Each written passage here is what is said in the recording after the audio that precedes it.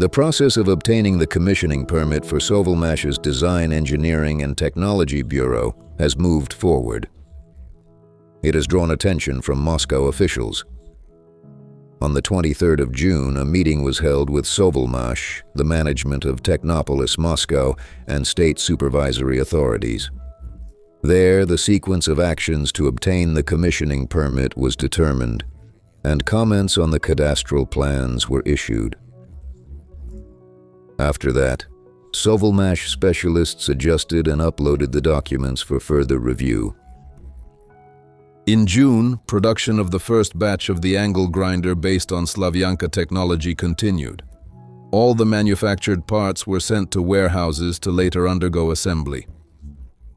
Along the way, the manufacturing technologies were being improved. In particular, press cups and pistons 50 millimeters in diameter were delivered from China for casting the gearbox flange.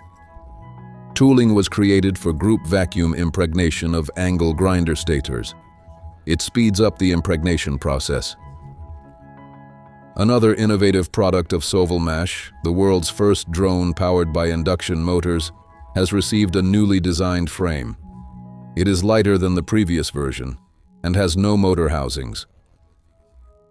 Ahead are the flight tests of the Motylyok drone at a new site, which has already been approved. At the same time, serial production of aircraft engine parts continued. At Sovelmash, tooling was made for vacuum coating the controller with protective varnish.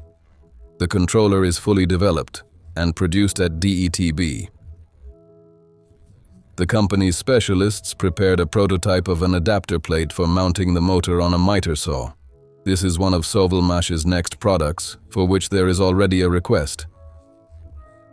Right now, you have the opportunity to support the project and become a co-owner of the engineering business that Sovelmash is building. To do so, check out the special offers we have prepared for you via the link in the description.